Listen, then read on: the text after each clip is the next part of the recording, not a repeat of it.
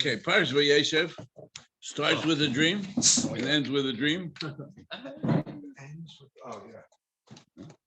Starts with dreams, ends with dreams, and in the middle is Mechiras Yosef, Yehuda and Tamar, Yosef and Ashes Potiphar. Action packed. Action packed.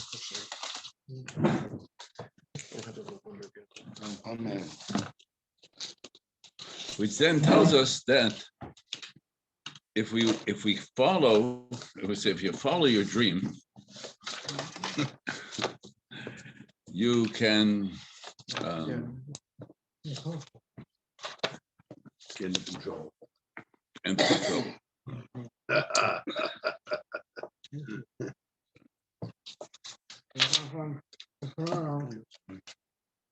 It also says that you can't get through it unless you get into trouble. Because any dream that tells us that there's a real deals with helps us deal with the future includes the fact that we will struggle to get there. Ezra went back to Eretz Yisrael? Ezra went back to Eretz Yisrael? Yeah? All right, then I can have coleslaw. Yeah. I want to say for Ezra. And so if we follow through just the themes that we've been going through to Sefer Bereshis on Shishi, this parsha is really sort of like caps it.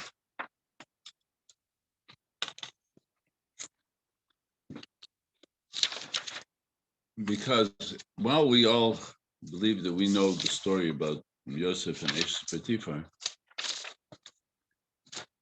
it's really, there's another whole insight to it, which is More than meets the eye. Yeah, definitely meets more than the eye. Because even if you just follow Rashi and the Pasuk Pshat, Ashes Potiphar, also had a dream. She also had a vision that Yosef is her. Is a connector. And she's the right woman for Yosef, because she believes that this is going to bring the Geula, right? That Yosef, that she's the one with which Yosef will make the future happen. So she said she didn't see Osnas. She really couldn't see Osnas because Osnas wasn't necessarily really her daughter. Right. Didn't they say she was Dina's daughter? Right. Osnas is really Dina's daughter. So her vision could never have been clear because it wasn't her own daughter. Had it been her own daughter, she would have been able to see it. But she saw that she had a hand in Yosef's future, and therefore said, "It must be me."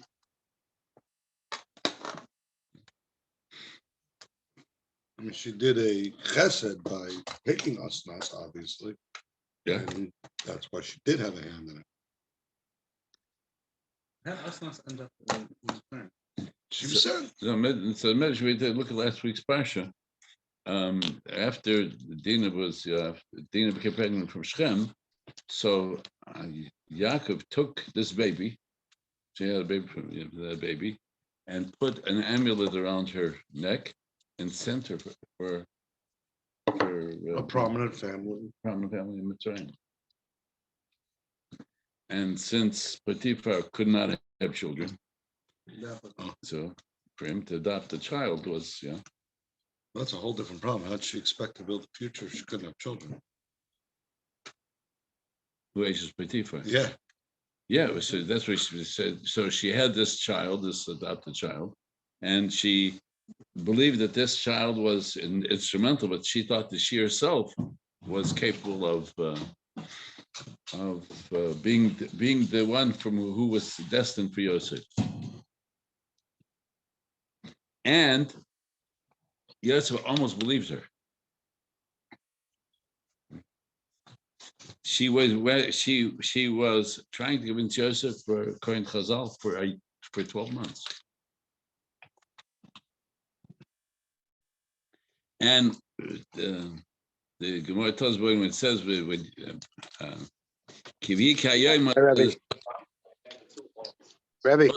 Yes. Oh, why? Oh boy, what? Oh, well. Ah, Oh, boy. Yes. yeah, the guys are all at the ambulance center. Okay. Okay. Hi, Johnny. Johnny, you're saying hi. How are you? Regards from Johnny. Yeah.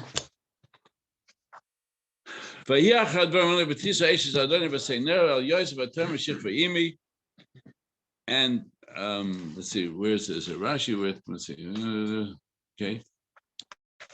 So it's actually the next pasuk, because she told him in pasuk Yud, after V'yemoin he refused her.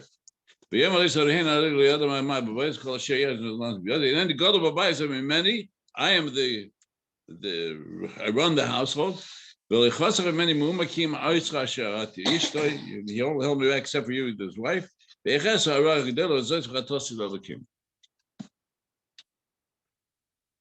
she tells Vahi, Rashi says,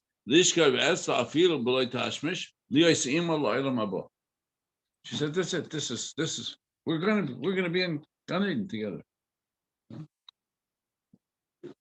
And she had the at least the capacity to have that type of vision.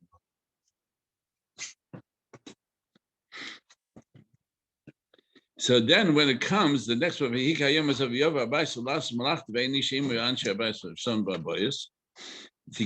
house. There was nobody else in the house. He came last as Malachta. So Rashi brings the famous Malachta was Rav and Shmuel. Chad Omar Malachta Mamish. One says he came to do the books, to take care of the household. But Chad Malachta he was planning on being with her. Except for that his father's image appeared before him. We just had to look in the mirror. Yeah, Kedisa, because he looked like his father. Kedisa was said like inside the Daflam above. So I saw a parish that says Yosef, and one of the questions, the overall question, like why didn't Yosef contact his father? Okay, at least at this point, he's already running the household, and he should. And Chazal tells us that he couldn't, he wasn't allowed to, because the Shekhinah never gave him permission to reveal what had happened to him. Or he was afraid what would happen if he told him what had happened, because there would be no way other than to tell him what had happened. Truth, right? Tell him what the truth was. And you know what his brothers would do. And his brothers would have probably then found a way to interfere. But it says, but there's another case. You think that Yosef only thought of his father that one time? It says Yosef never took his father's image away from his lives. His father's image was always in front of him. He knew that he has to respond to the Shekhinah. Yeah, that's right. Love it. Yeah. The Yusdukna Shel Aviv was with Yosef all the time, and he recognized that the place for where he needs to be is he's going to have to make a cheshbon that's the sign that he has to go. Can he hold on to it? Can he hold on to the Yusdukna? And when he saw that he was able to hold on to Yusdukna in the spite of this temptation, then he knew that there was a greater tachlis for him, because otherwise it would have been too much. Then the sign would have been too much. He had already, needed to be. He knew that he could not return back to his father at this point, and he's been at this point 10 years away from his father. There was no going back. At least if you thought about people to choose their choices in life, people say, "Listen, I can't change. I can't do something different. This is where I'm going. This is where I'm going. There's no way to change." And Yosef kept held on to Jewish student Shalava. He says, he knows he's going to ultimately have to answer back. Will he be able to face his father? There's a beautiful story told about, actually heard it from the people themselves. Trying to remember the name. Simbara Park, Rabbi Reuben. Okay. What? No, the one he had a besmedish on 44th and 14th Avenue. That's what's his name. No, that's it's Rupchitz, no? No, they're similar. Yeah. Not Ritzine. No, just we'll come to you in a minute. It's not Sach, it's No, the reference. No, okay. Reuben's not Okay. Rupchitz. Anyway, so many years ago, parents came to the Rebbe with their daughter. The daughter was a rebellious teenager, and she wanted to leave Yiddishkeit. And no matter, they brought her to the Rebbe, and the Rebbetzin sat down with her in the kitchen and tried to talk to her and convince her to keep told not to throw away her Yiddishkeit, and there was no convincing her. That's it. She was just out the door. And just before she left, the Rebbetzin told her, "I want you to know my door is always open for you. My door will always be open for you." She left. It was something like 10 years later. A woman knocks on the door of the Rebbe, and there's a frum woman, completely frum, Chassidish afar. She comes, knocks on the door, and she says, "Rebbetzin, can I talk to you?" She said, "Yeah." She says, "Okay." She said, "Please come in." She says, "But I want to talk to you by the kitchen table." Says, "I want to sit by the kitchen table." Why? She sat down by the kitchen and said, "Rebbetzin, you remember 10 years ago, parents came with a daughter, teenage daughter who was running away from Yiddishkeit. Do you remember the last words you told her?" She says, "Yeah, I told her my door will always be open for you." She says, "You have to know that no matter what I did, I went to hang out with my friends, and they wanted to be Machal Shabbos. They didn't care about Shabbos." I said, "You know what? If I'm Machal Shabbos, will the Rebbetzins' door still be open for me?" They went out to party and they were eating treif, and they said, "Come on, it's good stuff." And she said, but will the Rebbetzins' door always still be open for me?" She said, "So eventually I left them back and I came back to Yishka. I got married and I have a family." She says, "But I wanted to come back and sit at the table where you told me, because I wanted to see that your door was always open for me. I want you to know that brought me back." Yosef never lost the Shalava. He never lost the vision of how he's going to respond, how he's going to greet his father. So if he would ever see him or not, it didn't make a difference, because he always had to say, "What will happen if I have to come back and greet my father?" It was enough to keep him.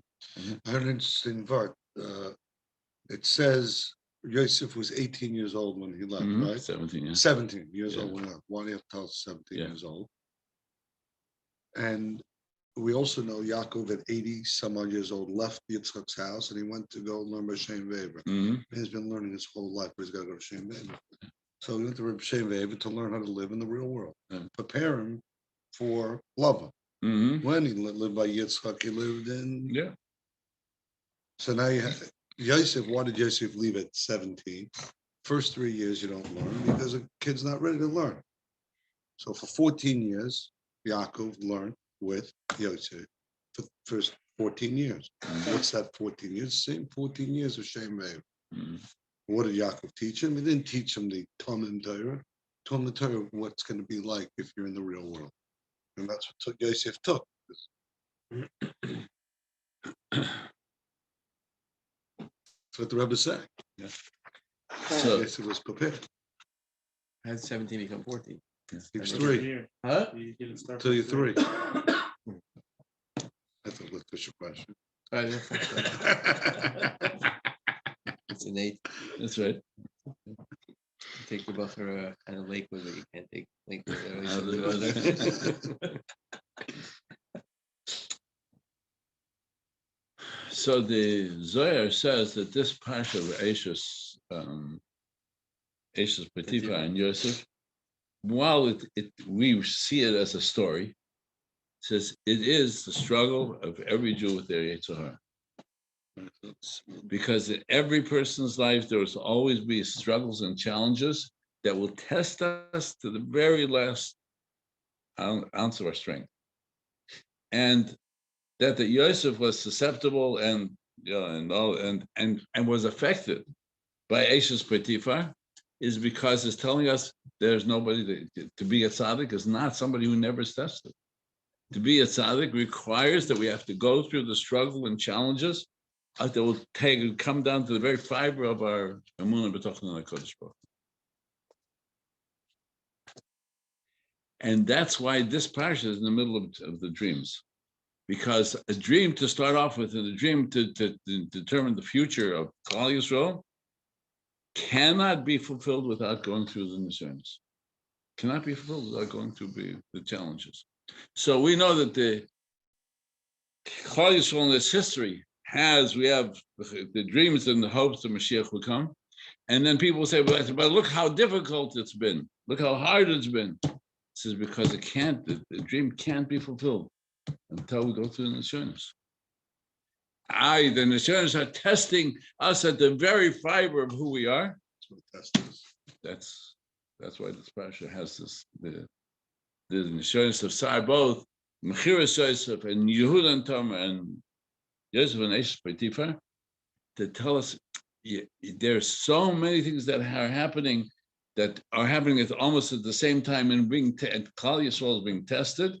In all the ways, tested in its integrity, tested in our honesty, tested in financial tested. Right? Mashiach can't come until we're fully tested. So we say I don't want to do it. I think that I don't want to be. I want to give up on.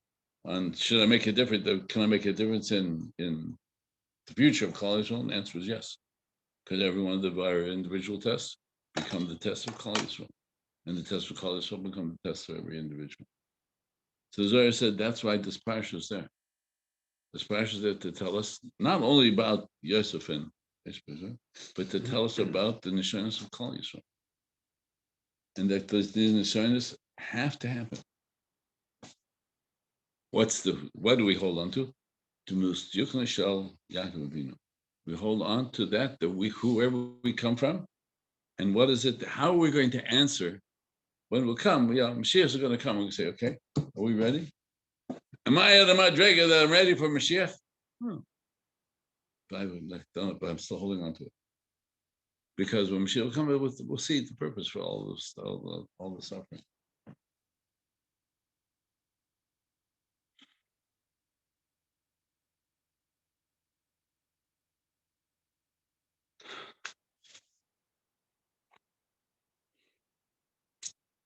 So the Rashi brings this the I'm sorry, I'm going to go before.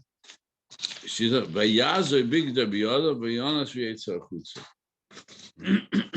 he left his robe with her and he ran outside. That's what Rashi says. Rashi.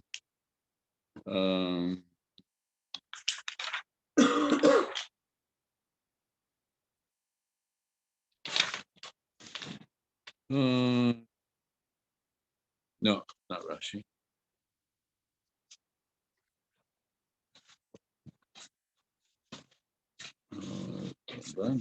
It's a Kli Yaakov. It says that, and it's a Gemara. Gemara says, that Yosef fled, that's why Vayonos. That's why when Klal Yisrael got to the Yam Suf, it says, Malcha Hayam Kisonos. What made it possible for why would the Yam split? Shara Arayna Shel Yosef. that it saw the urn of Yosef, because the merit of that Yosef by Yonas Achutza is Malcha Yom Kisonos. That's what. So but if you take a look at that capital of Tehillim, then then there's a couple of pieces that seem to be out of place. Malcha Yom Kisonos, Ayardin Tisha V'Locha. So crossing Yam Suf, crossing Yarden. Those are in sequence. Malcha Yom Kisonos, Hayad Tisha HaRav Duchelim. Gavos given a turn. Where did the mountains jump? Har Sinai. The mountains were jumping, Khalis were traveling to the river, so it's out of sequence. Okay, so, and what's the answer? Milifnei Adon Chuli Aretz, Milifnei Elkai Yaakov. Milifnei Adon say Milifnei Aron Shel Yosef. Why does it say Milifnei Adon Chuli Aretz? This is the answer. Malcha Yom Kisonos, Chusu. Yosef Hatzadik. And then it goes there and says, yeah, because it was going to say,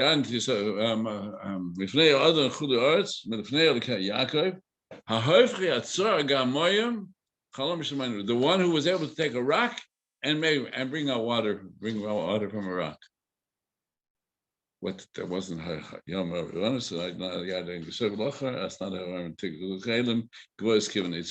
the capital ends with Moshe Rabbeinu was able to get water out of the rock. Right. So the Kash is asked, how's this? How did David Melch put all these things together? He says it was only one thing that Klal Yisrael was able to cross the Yam Suf was because Yosef was able to hold on to his integrity. So Klal Yisrael would know, yes, we're going to have to stand here by the Yam, we're going to have to figure out how to get through it. Remember, Yosef was able to get through it. Milifnei Elokei Yaakov, only because Yosef was able to hold on to the Shalavi, he was only holding on to his connection to the Yaakov, Milifnei Elokei Yaakov. Here he was facing a rock. Yes, it was. At the place we say the proverbial rock in the high place. Right. He was Ashes Tifar.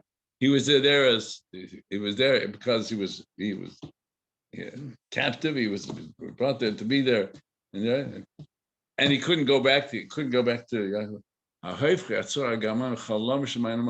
It's Yosef who was able to turn the difficulty into the future of Klal Yisrael. So the entire answer is referring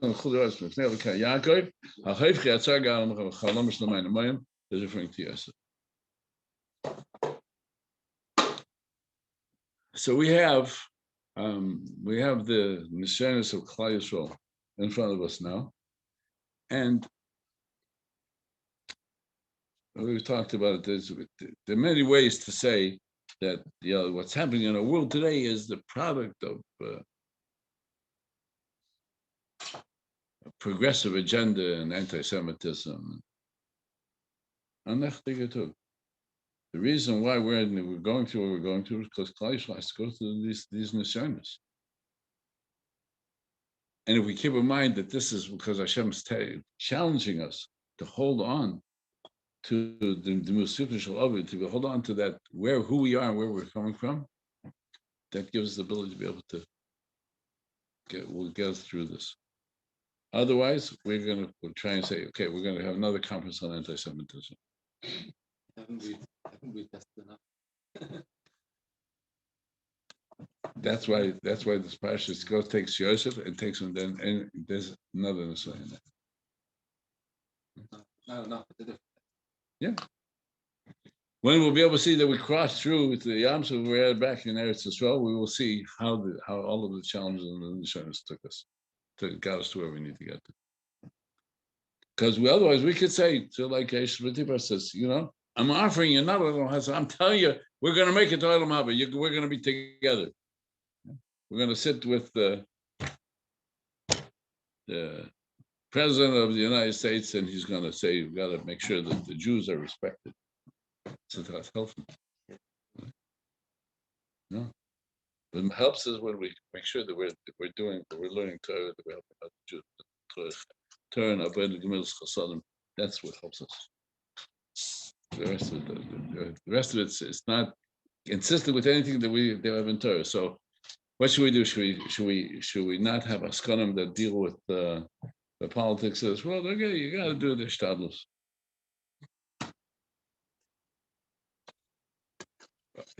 But that's not what we need to work on. That's we got to do because that's yeah, we can't really. That's not what the Torah tells us to rely on. The Torah tells us to rely on who we are as Chol Yisrael and how we're supposed to live our lives.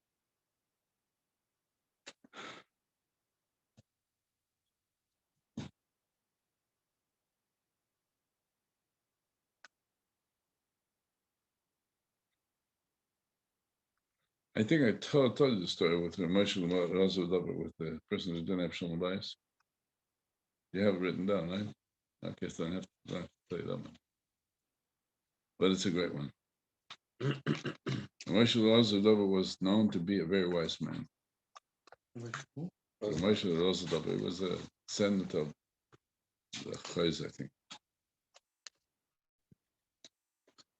And a Jew came to him with a kvittel. He says, I don't understand what you wrote in the kvittel. He says, Rebbe, it's very simple.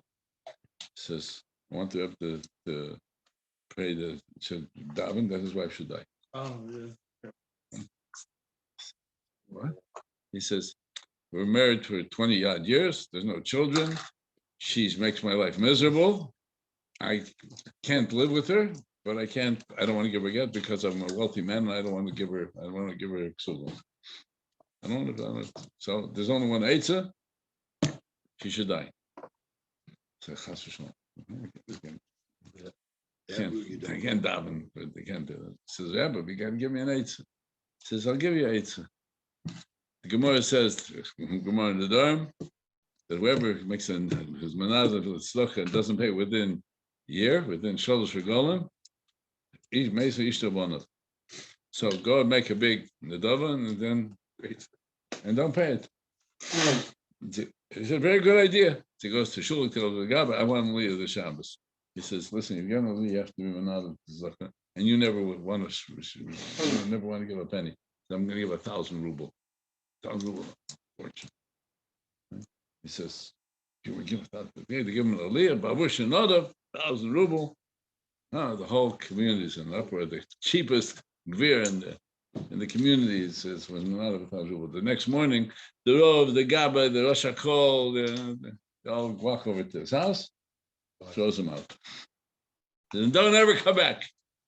But he said, but yeah. So now he feels good because now he knows the only one in a year. I've been kicked out of shuls for a lot less than that.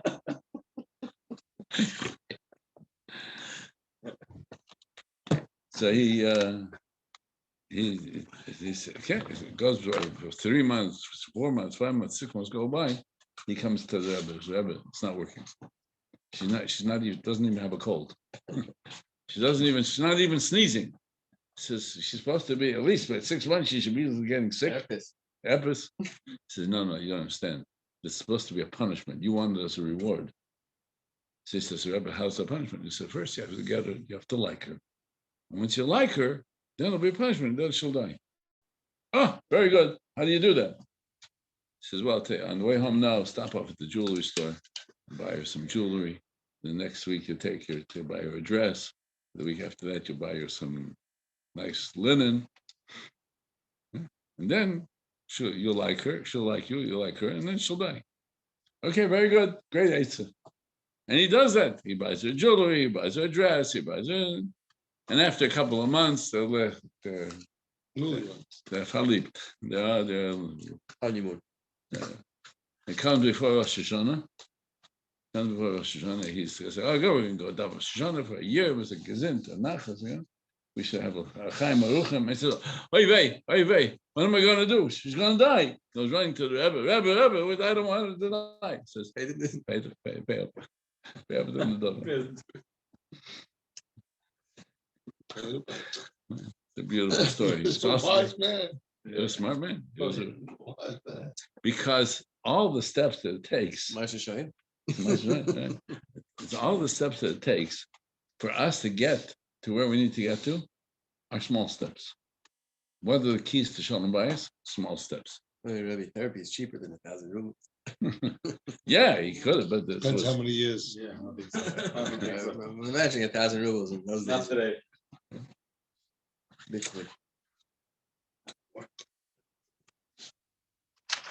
so the Yosef is able to see that all of the steps that's happened in his life from the moment that he grew up and he was had the sin of his brothers and had to go through the Mechir and be sold into Mitzrayim until he would come to this point and come to the beginning of the next parsha where he comes taken out and becomes Mishnah Lamelech and he marries Asnas, Bas Potiphar.